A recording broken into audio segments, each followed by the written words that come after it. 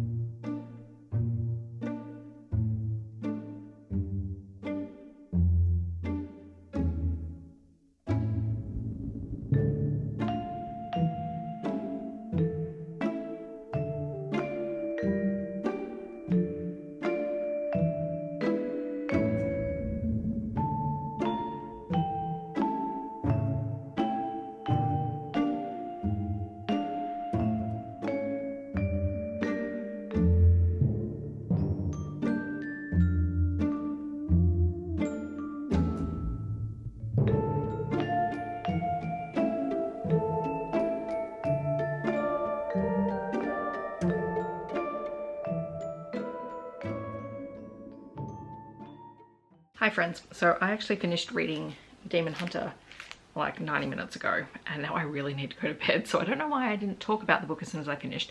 That would be my brain going, you can do anything except what you set out to do for this week of reading paranormal romances, which is to talk about the books.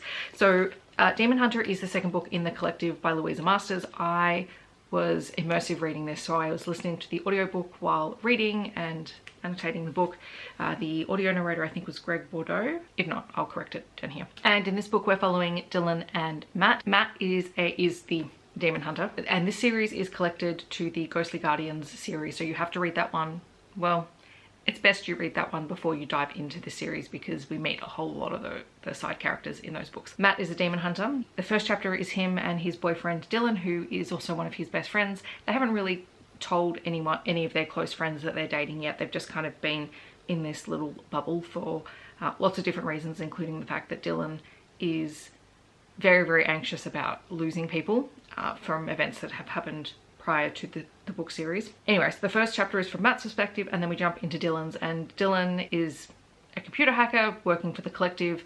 His job is to mine the internet for any hints of demon activity in the world, and he is in the middle of a job when he realizes that he's been at it for ages. It's 2 o'clock in the morning and he hasn't heard from Matt, and he calls Matt and a woman answers the phone and she is a doctor in hospital, and he just loses it because he realizes that Matt has been injured, and as it turns out, quite badly. Enter a lot of our side characters, including Mark, who is the higher demon from the first book in the series, High Demon. And honestly, Mark is one of my favorite demons in a book because he is just incredibly disdainful of humans, despite the fact that he is bonded to one and is actively helping to maintain a truce between the humans and the demons. But everything about humanity frustrates the hell out of him and hardcore relate. The first part of the book is about Matt getting better, and there's a little bit of a demon assistance involved in that, and then tracking down who injured him in the first place. And a lot of this has to do with families who have broken off from the collective in many days past, and some interesting things going on with humans summoning demons. Hands down, some of my favorite sequences in this entire book were Matt and Dylan and Mark and Ian going furniture shopping because Dylan, in an effort to make Mark his friend, even though that's something that Mark finds very odd, Dylan's determined to have some kind of relationship with said high demon, even though that idea freaks him out as well. He offers to give Mark his budget and let him help redesign or redecorate Dylan's house, or at least his living room.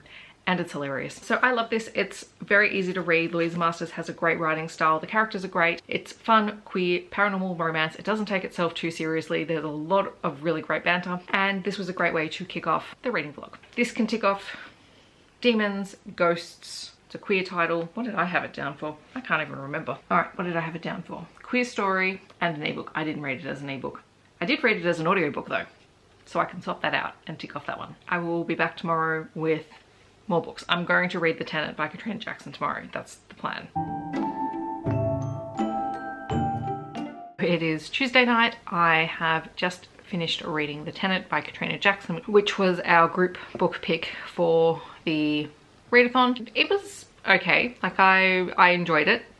I feel like the first half of this, so this is about just over 200 pages long. The first part of it felt very slow as we're getting the setup for the book. So we have Noel, who has just found out that his great aunt Sophie has passed away and left him this old Victorian house on what used to be an old plantation. When he goes to Louisiana to take possession of the house, he finds out that not only is it run down, but it's haunted. And it's haunted by the ghost of Ruby, who used to run a brothel out of it. And there's a whole backstory about how Ruby ended up in possession of the house. And then we find out how and why she died and why she's haunting the house. She seems to have a connection with Noel that allows her to be able to feel things for the first time in ages, despite the fact that she is very, very unhappy that he has taken possession of the house, because he is a Delisle. And the only Delisle that she knew was a pastor back in her day, and he was not very nice to her. There's a lot of little things going on, like the fact that the area is being gentrified, but everyone who is there is calling it a restoration project or a reinvigoration project, like them dancing around the words of what's actually happening. So Noel is learning a lot about the history, about why everyone is surprised that a Delisle is taking possession of the house, why they keep calling it the Randall house as opposed to the Delisle house. There's also someone who is doing a project on the plantation and the history of the plantation and all of the houses and the homes that were there. Yeah, the last section is very, very interesting. And while I enjoyed it, like, it's not a brand new favorite. The first half, just as we get the setup for how and why Noel comes into possession of the house, I just felt like that part dragged. Like, the rest of the book went really quickly. I don't know, yeah, it was just a pacing issue for me. I'm glad I read it. Like, I love Katrina Jackson. I love a ghost story. I guess that's where my thoughts are at the moment.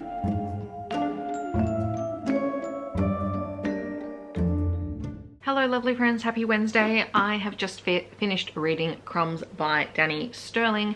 This is a webtoon that has been turned into a graphic novel, and it is very sweet. It's about Ray, who has been studying her whole life to become a counsellor on the Council of Sorcerers, I think it's called. She is a seer, and her gift allows her to see things as they are. She's never really been able to see into the future, but she starts to develop that gift throughout the story. It's her relationship with Laurie, who is the barista at Ray's favourite cafe, which is run by a former counsellor who bakes these delicious treats that are imbued with magic. They hit it off. Their relationship is not an easy road, specifically because Laurie is a people pleaser. He does everything he can to make sure other people are happy, but he's very much not someone who shares the things that are going on for him with other people, and that causes a lot of contention between him and Ray. Ray gets an internship at her dream job and she struggles a lot with that. Laurie is trying to make it as a musician and faces a lot of rejection, so this is where a lot of their conflict comes into place. It is beautiful and gorgeous, and I kind of loved some of the world building that we got in here. There's some things that I think could have been fleshed out more, but essentially this was their story and their growth and development as young adults, growing into their own and figuring out what it is that they want. The tricky part is that Ray wants to become a counsellor, but if you become a counsellor, you basically are forgotten by everyone you love, because the counsellors' jobs are to protect the rest of the world from any magical mishaps that may happen. And if she accepts a position, if she's offered one and accepts it, then it is likely that they're going to be separated for a long period of time and they won't have shared memories of their past together. Gorgeous book, beautifully illustrated. It was a really fun time. Very magical. I would have liked more of Laurie's aunt who runs the bakery. We got a lot of her story. She's kind of important in terms of Ray's development, but I'd read a book about her. It's still Wednesday. I'm back with another update. I decided to read Space Vampire by Ruby Dixon, which is part of the new Shorts, Amazon Shorts series that is out at the moment. And I have to say, I felt pretty meh about the whole thing. I mean, it was fine. I think we're going with my aggressively fine category. It's about Dana, who is kept on a space station as a pet for aliens, and she wakes up to discover that the space station has basically been abandoned, presumably because it is a research station where they have been genetically engineering creatures for other planets, and she suspects that one has gotten loose and that basically her owners have fled for their own safety. And then she stumbles across a unknown person also on the station until she realizes that this is the monster. He's a vampire. He's a genetically created vampire. He doesn't have a name, so she gives him the name Vlad. It is a 77-page novella and it's fine. It's a forced proximity situation. There's blood drinking and sex and all of that stuff, and then they're in forced confinement for 4 months on a escape pod. I don't know, I thought it might have just been a little bit more fun, and like, it wasn't not fun, but it also just was kind of boring. So there's that. I read that and now I'm going to do some other stuff.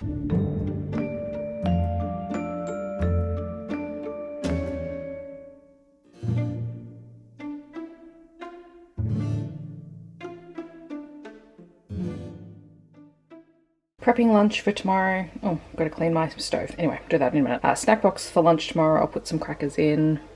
Chia pudding, yogurt, muesli bar, because I've been starving at work. Hello friends, I am back with another late night update to tell you that I have finished The Most Unusual Haunting of Edgar Lovejoy by Roan Parrish, and it was utterly delightful. It is a queer paranormal romance about Edgar who lives in New Orleans and can see ghosts and has been able to see ghosts for all of his life. It runs in his family. His sister can see ghosts.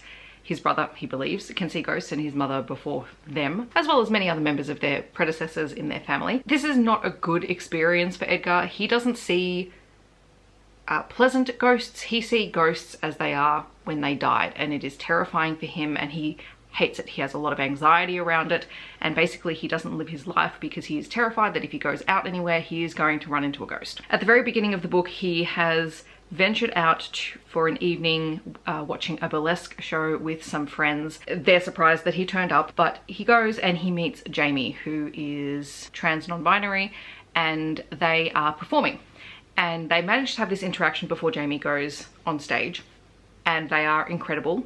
The show actually sounds amazing. 10 out of 10 would go see that. Right as the show is ending and Edgar would like to see Jamie again, and Jamie really wants to see Edgar again, Edgar sees or feels the presence of a ghost and leaves. They have a chance encounter a couple of days later, and this leads them to organising another opportunity to catch up. Edgar works at a cat cafe. Delightful. Jamie, on the third time that they meet with Edgar, asks them out. Sort of their relationship goes from there, and it's a rocky start because Edgar doesn't tell them that they can see ghosts, and that ruins their first big date. So I lost a bit of audio talking about this book, but essentially through the course of the book, one of the big subplots is that Jamie has a lot of struggles with their family in terms of their family not accepting who they are, and so when Edgar lies, even by omission, it makes Jamie feel very uncomfortable because they really need people to be truthful and honest around them so that they know what other people are thinking. A big part of the book is Jamie's sister getting married,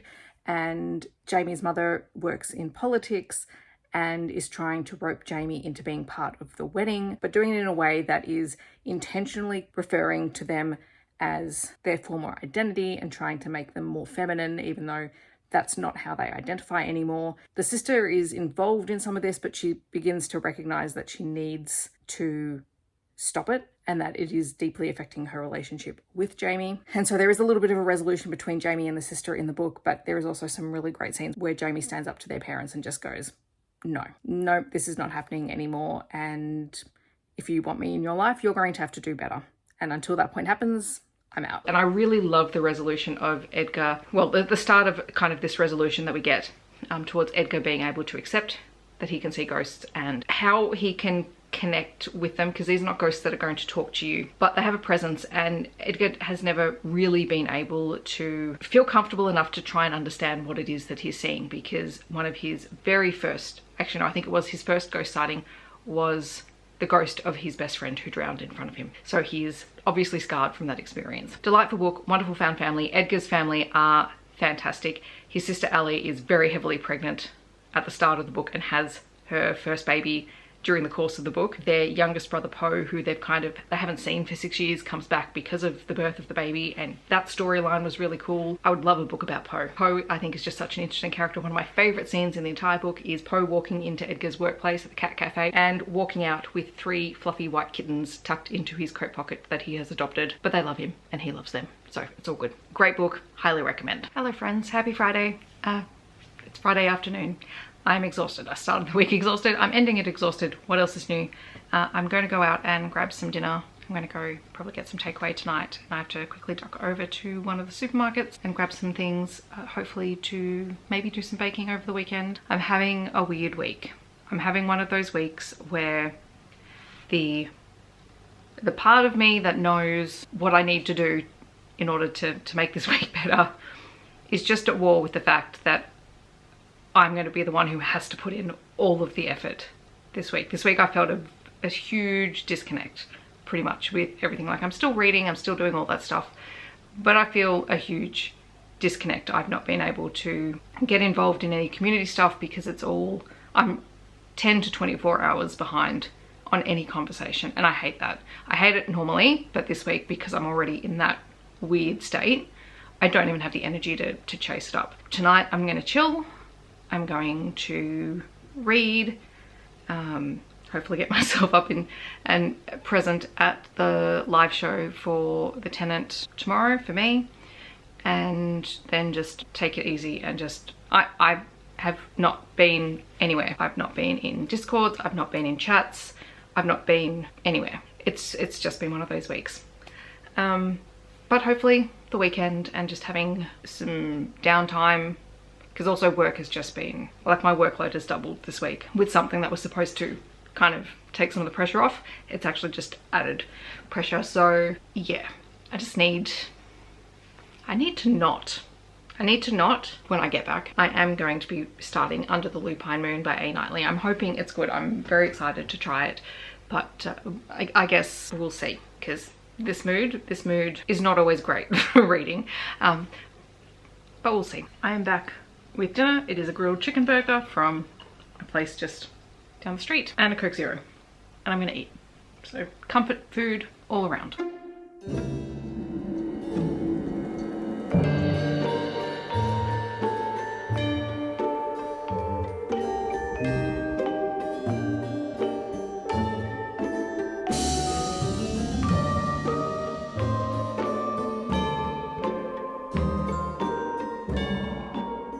Good morning everyone, happy Saturday. I'm here to update you on the book that I read last night.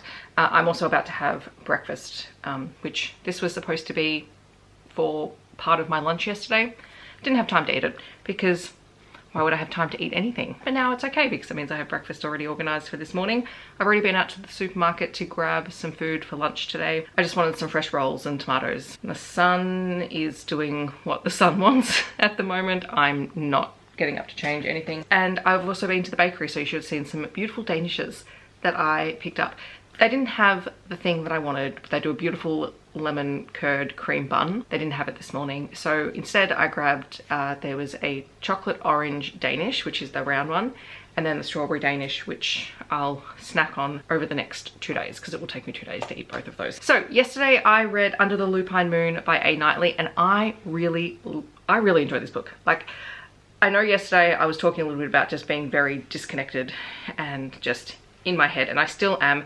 Part of that is hormonal, like it just is, yay for being a woman, and that time of the month. And part of it is just like this week is really hard in general for a lot of things. So I stand by that. I'm feeling a bit better this morning. We have the live show in a couple of hours. But what happens is whenever I'm highly emotional for whatever reason, I manage to pick up very emotional books. You would think that I do this on purpose, except I don't read the blurb of any book that I pick up. I can't remember the last time I read a blurb before I read the book. If I read the blurbs before books, I might actually make different choices in life. So this book turned out to be very emotional, which was very cathartic for me yesterday. That's clearly what I needed. That's just the way that my life works with books. Anyway, it is the first book in the Silver Rapids series. I've already downloaded book 2 and a Halloween novella. The novella I'll probably try and read today, because it follows the same couple from book 1, whereas the second book follows a different couple. It is an shifters, paranormal, murder mystery kind of story. And while I think probably the murder mystery plot of it is very much secondary, that's not an overly developed plotline except in terms of it introduces the political structure of the pack hierarchy and dynamics of shifters, sort of. The romance is front and center, but I can handle a weak mystery plot because really, let's face it, I'm a scaredy cat anyway, so I don't want to be terrified by things going around murdering people. So we are following Finn and Jamie. Jamie is a human. He is an artist, and in the very first chapter he is on his way to drop off a commission that he's done for somebody before he goes on this first date with Finn, who's a guy he's met over an app, and he's very excited about this first date. And then we also flip to Finn's perspective, and he is a wolf shifter. He is enamored with Jamie, and his wolf is thinking this could be the one. This could be the one. And so he gets to their date first, and he's waiting and he's waiting and he's waiting, and an hour passes and Jamie hasn't turned up. And he, rightly so, gets frustrated because there's been no communication. He's been trying to get in contact with Jamie, and he leaves, and he's really annoyed. As soon as we finish those 2 chapters, we jump into the story and we discover that 1 year later, that on that night, as Jamie was dropping off this commissioned work, he interrupts a murder, and he himself is hit over the head, locked in a cupboard, and, you know, kind of just escapes after being a witness to this murder, which he doesn't know is a member of the pack, or of the big shifter pack that's kind of adjacent to Silver Rapids. It's 1 year later. Jamie is about to testify in court about this murder, and someone leaks his name to the public, and that's how Finn gets involved, because Finn works in security. His security company is hired to help do a security assessment and bodyguard duty of Jamie. And so that's how they come face to face for the first time, and they recognize each other. And so there's this forced proximity situation, and this trying to navigate these feelings, because Finn never knew that Jamie went through that. And as soon as he does, he's devastated at his response from like the year prior. And he is determined to be the primary bodyguard on duty. So his whole team, so there's Finn, there's Silas, and there is Shepherd. And they were all in military service together, but that was like prior to the book. They were all shifters and they worked together. The deal with kind of Silver Rapids as this place in Alaska is that there is a big shifter pack that is ruled by Silas's uncle, and Silas was threatened, and basically he and his family fled when he was quite young and ended up in Silver Rapids, which is kind of the place where paranormals go when they want to get away from that big pack structure. And everyone's story for getting to Silver Rapids is a little bit different. Finn, he and his wolf recognize immediately that Jamie is their fated mate, but there's this disconnect. Jamie is obviously very traumatized from what he went through.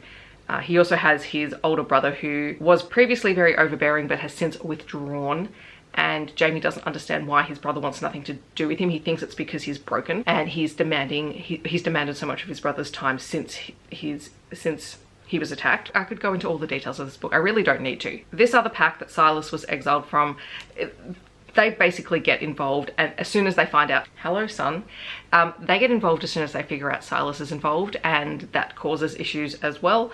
So there's a whole lot of pack stuff and shifter stuff going on. It's so funny when Jamie finds out. Well, it's not funny because the scene is actually not great because Jamie's being attacked, but as soon as Jamie finds out that Finn is a wolf shifter, you know, that is the least of his issues. It's the least of his issues, but the funniest scene is Silas and Finn, who are like brothers.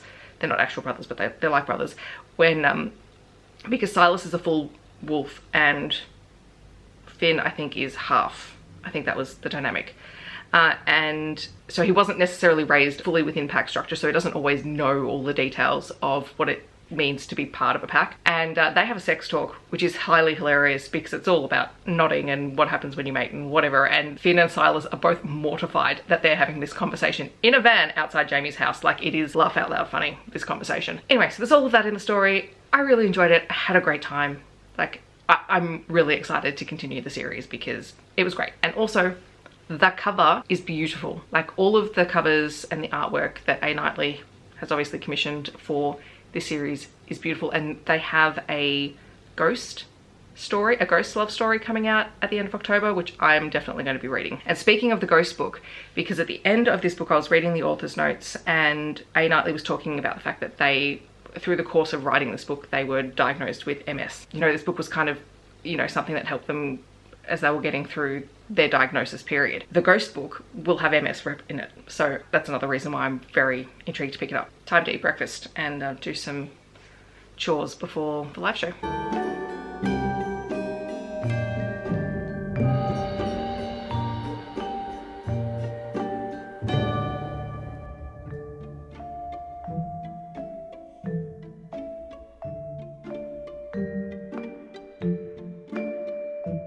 Hi everyone, happy Sunday. It is the last day of the Love in the Night readathon, for me at least. It is Sunday here.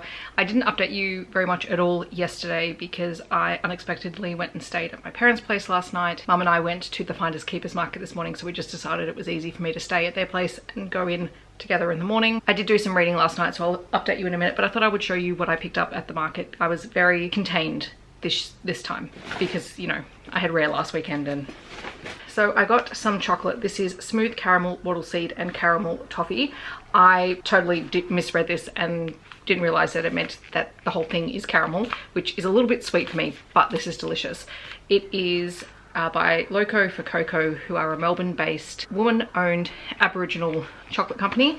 I will be buying more. I'm going to duck online and see if I can get one of their chocolates. I did want to try that one though because I wanted to try one of their chocolates that had some native plants in it. So wattle seed is one of those.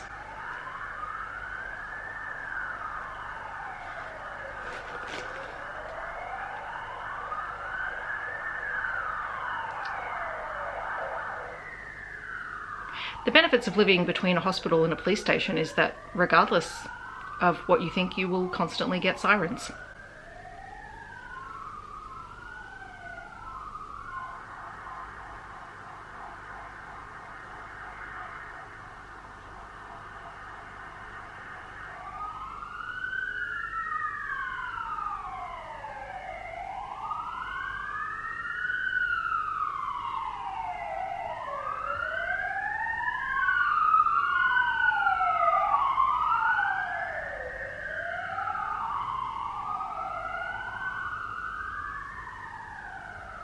I hope everyone's okay. That was a lot of sirens. All right, what else? Oh, I got a Christmas card for my sister and my brother-in-law because they are big Collingwood supporters, and this is a magpie with a Christmas hat on it. I'm not a magpie supporter, but they are, so, you know, let's be nice to them.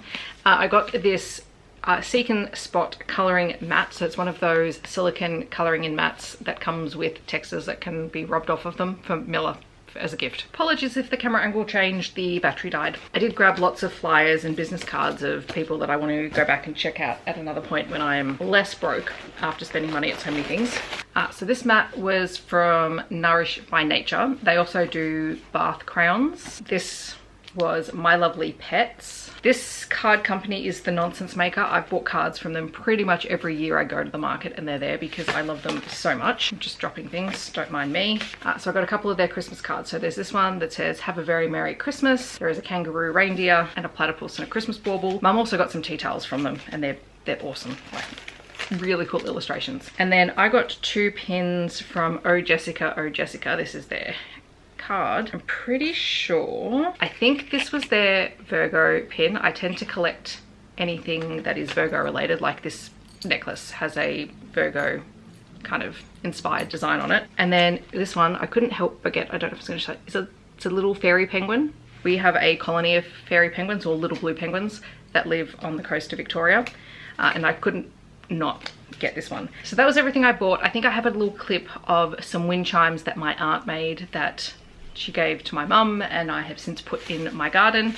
And something else that she made as well was this little garden worm on a rock. So I've got to go put this into the garden as well. Otherwise, I was going to update you on the book that I read. So last night, because I didn't get to my parents' place till late and we didn't eat dinner till late, and then I was watching a movie with them, I didn't really want to read anything super long. So I ended up reading By the Blood Moon by A. Knightley, which is the Halloween novella that takes place after Under the Lupine Moon. So we're still following Finn and Jamie, except it's Christmas time. This one is super short. I think it's about 70 pages long. It's about Halloween. They're celebrating Halloween with Silas and Sam. And also Jamie asked Finn if they can act out one of his favourite scenes from a steamy romance novella that he read, which is basically a primal play kink scene out in the woods where Finn, as his werewolf form, chases Jamie through the woods. So it was very short, very steamy, and just very Halloweeny. So that worked for me. On that note, I'm going to organise some stuff around here, and I think tonight I am probably going to reread Archangel's Kiss for the live show at the end of the month.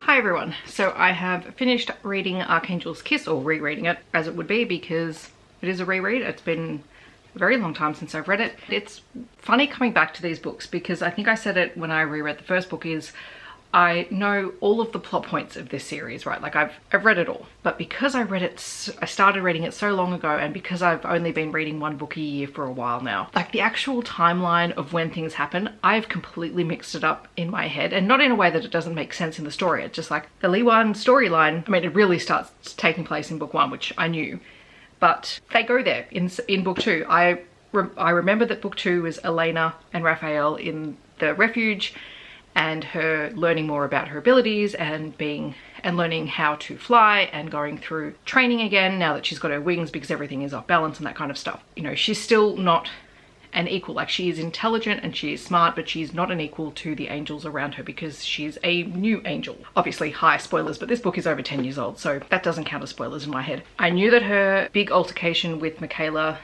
happened, or altercations happen in this book, so that was good. I remembered that. I loved all of her scenes with Ilium and also Venom. I forgot how much I enjoyed Elena's interactions with Venom. Her interactions with Dimitri are still pretty volatile at the moment, and also Galen is quite wary of her. But Ilium and Venom just have, like, Ilium is flirting with her, but you can see where their relationship is going to develop into a brother-sister kind of familial relationship over time. He's still quite young for an angel in this book, and is really testing the boundaries of a lot of things and getting under Raphael's skin, but you can see that he doesn't mean anything by it, and eventually it's going to lead to that familial bond between the two of them. But Venom is quite snarky with her, and I think balances or meets Elena where she is in terms of her snarkiness, which I appreciate. Elena's in the refuge, she's learning all of these new things, then one of the angel children is kidnapped, and that kind of kickstarts the mystery of the book, where there is an outside force that is trying to force archangels into conflict with one another, and there's a few different suspects that they have, and Elena is able to use her hunter training in order to try and help with the search for the boy, but also with tracking the vampires and the angels that have been involved in this plot, with the storyline culminating in Liwan's territory because she's hosting a ball to see Raphael's new pet. She wants to get to know the hunter, and obviously we get more information about the fact that Liwan is raising dead vampires as the reborn, and that she is very, very powerful and possibly slightly unhinged, and that possibly is a very sarcastic possibly because she is wild. The other thing that we get is a lot of flashbacks to Elena's past, where her mother and two of her sisters were killed by a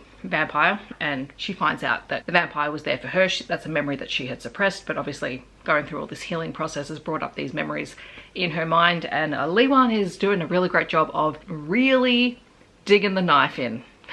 She's doing a fabulous job of digging the knife in to Elena's past history and the death of her mother. So be mindful of that. Like it deals with some pretty heavy topics at times. And also then you just have Elena and Raphael's relationship, where he is not used to giving up control and she will not give up control to him, but she has to learn that, you know, he does have power over her, but he also has to figure out that being in a relationship means that you might have to give something. It was a good time. I was reading it as an ebook, so I'm going to go back through and do all the tabs probably nowish as we finish up. I just found I wanted to, in the end, just read through the book, and I figured tabbing it up after the fact is probably going to be faster. If you are following along on my Instagram page, which is just at Novelty Corner, I did manage to actually post a wrap-up of my reads, which if I didn't do it as soon as I finished reading, it was never going to happen. So my final stats were 8 books read, 1 reread, and 2,063 pages. My favorite read, like if we go purely by star ratings, which you'll get on my Instagram posts, I don't really talk about them here because I have star ratings, but I don't actually believe in star ratings. It's just, I like this book more than something else. By the Blood Moon by A. Knightley, which was the novella. I thought that was great. I thought it was, for the novella length, the story was well paced, it was cute, it was fun, it was Halloween based, and I really liked that one. And then sort of in the next category would be Under the Lupine Moon, that takes place before the novella. The Most Unusual Haunting of Edgar Lovejoy by Roan Parrish. I thought that was an excellent book. And also Demon Hunter by Louisa Masters. Just fun, like really fun. I knew I was going to enjoy it as I read it. Then we'd have Archangel's Kiss by Nalini Singh, then Crumbs by Danie Stirling, which was the graphic novel, and then my least 2 favourite reads, which doesn't make them bad. Like, I still enjoyed them, but things could have gone better with them. Space Vampire by Ruby Dixon, I don't know, maybe I wanted more. I just feel like it was, I don't think it did anything new. And you could do so much with space vampires. And then The Tenant by Katrina Jackson, which in the live show I talked about how I feel like, particularly days removed now from reading it, the book is doing too much. It's trying to do too many different things. If it was just a historical fiction book with some paranormal haunted house elements to it, I think it would be great. I think if you pulled the ghost romance out of it and you did something with that as a novella, I think that would be great. I think there are just too many things happening and none of them fit. And Heather said it the best, the paranormal romance in the book doesn't fit the first half to 2/3 of the story. Then you have this shoehorned in scene at the very end with a girl that the main character has met and the ghost, and it felt like it was trying to do too much, and it wasn't badly written. The historical stuff was interesting, probably not what I would have picked up for myself to read just at this point in time, but yeah, days later it was too much all at once, and it needed to just kind of decide what it was trying to do. So in terms of the readathon prompts, I was mostly trying to hit the bingo board, and I was happy to double, triple up, etc. by the end, because there were 12 prompts. There are a lot of prompts. So for the prompt of a new to me author, I read Crumbs by Danie Stirling. For a queer story, so many of these fit. Demon Hunter, Crumbs, The Most Unusual Haunting of Edgar, Lovejoy, Under the Lupine Moon and By the Blood Moon, and is that all of them? The Tenant also counts for that one.